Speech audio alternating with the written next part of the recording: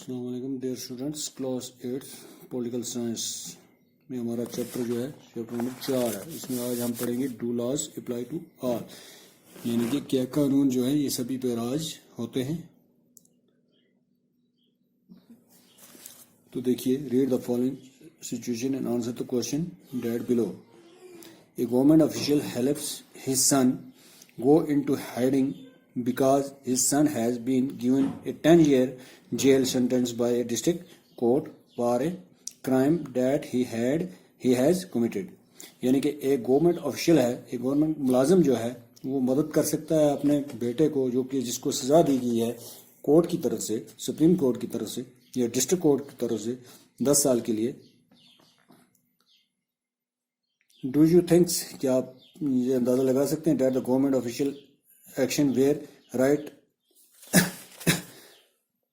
Should his son be exempt from the law just because his father is economically and politically powerful.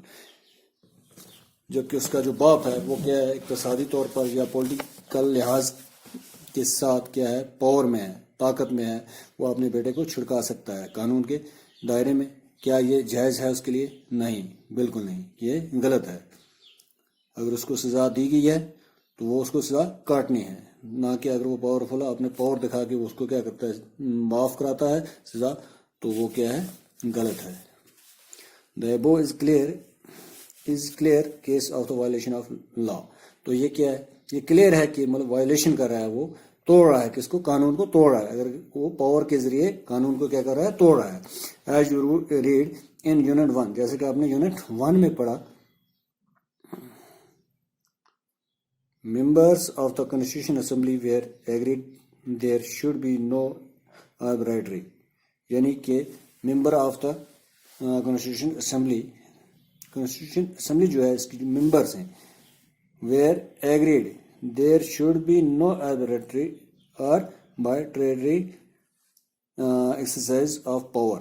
अपनी मर्जी के मुताबिक कोई भी मतलब काम नहीं कर सकता, अपने मर्जी के मुताबिक कोई भी काम नहीं कर सकता इंडिपेंडेंट इंडिया, इस आज़ाद हिंदुस्तान में। क्योंकि यहाँ पे ऑलरेडी क्या बने हुए हैं, लॉज, कानून राइज हैं, कानून के दायरे में जो भी करना है कानून के दायरे में ही करना है। तो क्या है, आर्बिट्रेरी मीन्स अपनी मर्जी के मुताबिक कुछ भी नहीं कर सकते। Therefore instituted several provisions in the constitution that would establish the rule of law। The most important of these was that all persons in the independent India are equal before the law। तो हिंदुस्तान जो जमहूरी मुल्क है, इसमें क्या है, हर एक शख्स क्या है, बराबर हक रखता है कानून के दायरे में, हर एक बराबर है, ना कि कोई बड़ा छोटा है।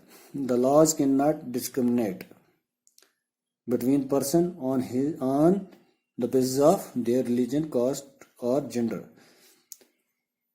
तो क्या है, द लॉज, कानून के दायरे में सबको इम्तियाजी सलूक किया जाता है। क्या सबके साथ क्या किया जाता है, इम्तियाजी सलूक किया जाता है। Between person on his their religion, मजहब के लिहाज से, कास्ट, जात के, gender. Where the rule of law means is that all laws apply equally to the all citizen of the country. तो तमाम जितने भी कानून हैं वो हर एक शहरी पर क्या है, बराबर क्या होते हैं, लागू होते हैं, बराबर लागू होते हैं।